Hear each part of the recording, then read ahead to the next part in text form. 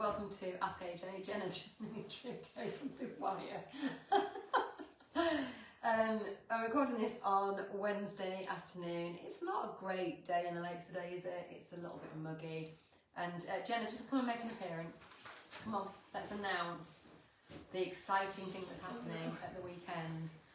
Not that exciting. Yes, it's very exciting. So this is our lovely Jenna, who works with me. And Jenna, what are you doing on Saturday?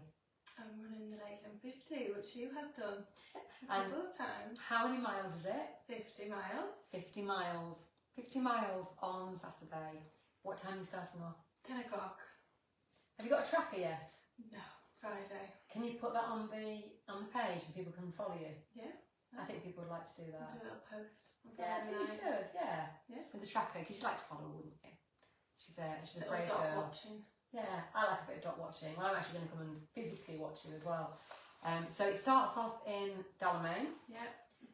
which is over towards Food Bridge, yeah. There's a little loop there, then it goes from, she doesn't actually You know know the the route. route more than I do. So Pooley Bridge, go up into the hills a little bit, so it's kind of east, and then there's a really lovely level run all the way down to Howtown. Yeah. With a little aid station. Yeah. And then you go up over the Beast, which is Fusedale. The one you forgot, yeah. Yes, which I can't remember the name of, where people drop like flies, but not our Jenna. She will power through, get over the top, down towards Haweswater, along Haweswater, up over Gatescarth Pass, Just keep going. which I hate. I hate that one. That is brutal. It's like one of those zigzags for like a pack horse. I find it impossible to run it, but you probably will to run it. No. And then if you know the Kentmere Horseshoe toys, you're skirting the bottom of the Kentmere Horseshoe down to the Long Sleddle Valley, which is really nice. That's a really nice bit of a run. And then up over into Kentmere, and then Kentmere to Troutbeck, Troutbeck to Ambleside, Keep going. Ambleside to Chapelstyle, Chapelstyle to Tilbury to Coniston, which is where the 50 mile ends. So you're hoping to finish this side of midnight, aren't you? Yes. Which will give you a 14-hour time. Yeah, I'd like to do it in 13 and a half. Okay, that's That's the my plan. goal, That's but the we'll goal. see. See how she is. Just want to finish it, so Well, we're very excited for you. thank you. Won't be able to walk next week, but I'll be here. There'll be a lot of dot watching Yeah. on Saturday and staying up late to watch you come in. So well done. Thank you. You can You're go back to welcome. behind the Enjoy. camera now if you like. So yeah, I'm sure you all wish Jenna luck and be interested in dot watching. So over the last few weeks, I'm going to give you a bit of a market update. That's what this Ask AJ is about. Sorry, can you see it? Can you just check if you can see it? Yeah. Is that all right? Okay, good. We've been watching carefully as watching Jenna's dot. We've been watching the viewings numbers because, to give you some context, we feel like we're really quiet at the moment. We feel like there are not as many buyers around, there's not as many viewings happening, but we have lots more properties on the market than usual. Now, this has happened before, since time immemorial. We never seem to get the balance completely right. We never seem to get the right amount of buyers to sellers. As you probably all know by now, during the COVID explosion, there was way more buyers than sellers. And now it seems to be reversing, nowhere near to the same degree of imbalance as it was, of course, during COVID, but certainly an imbalance nonetheless. So at the moment we've got 97 homes on the market, and to give you context for that, back in just before COVID, we probably had about 35 properties on the market. So in the last 5 years, we've got 3 times the number of properties that we've had on the market since then. I mean, that's a huge increase. So if I look back through the last, I've done June to June to June.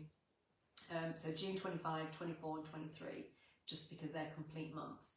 And we can see that the number of viewings has stayed roughly the same, but now we've got so many more properties, the viewings to property ratio has changed and decreased.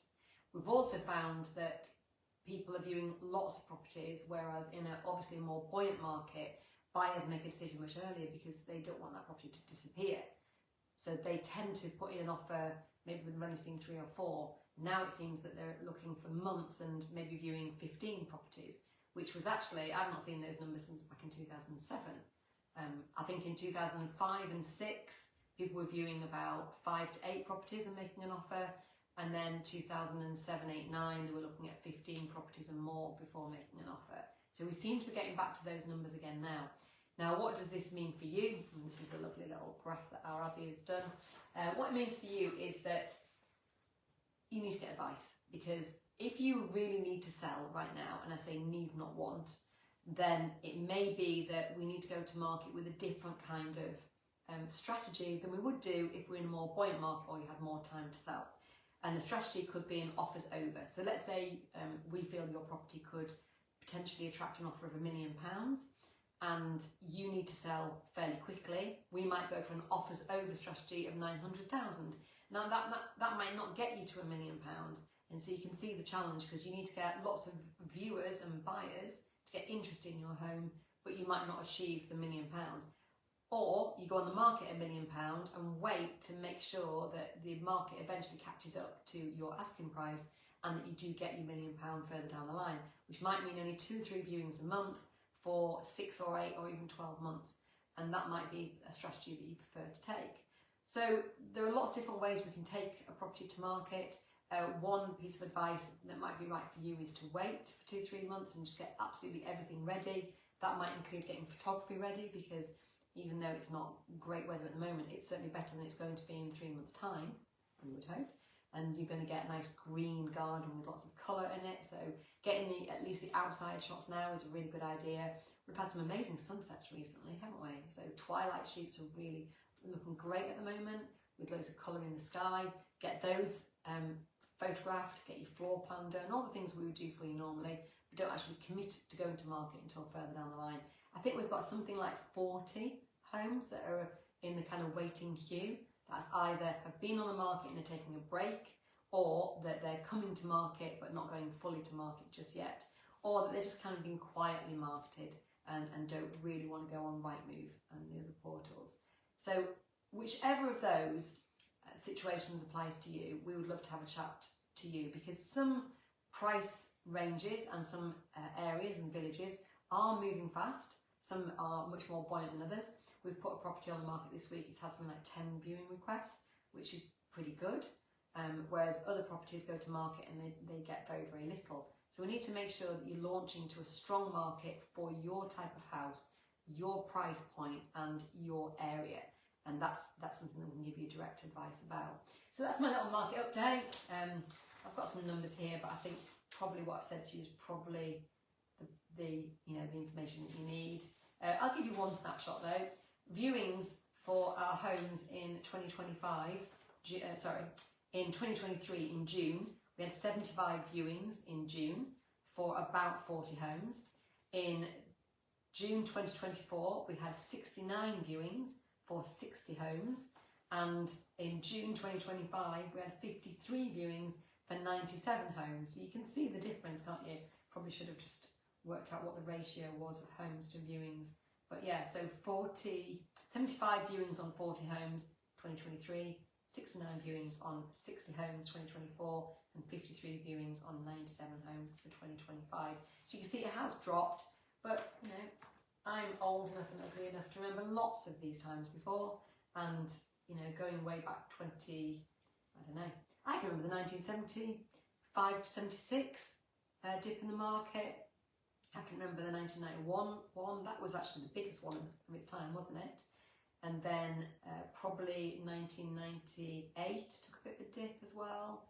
And then, of course, it was a really buoyant market until about 2007, and the credit crunch kicked in. And then we had the COVID weirdness of a few years, and now we've got another dip.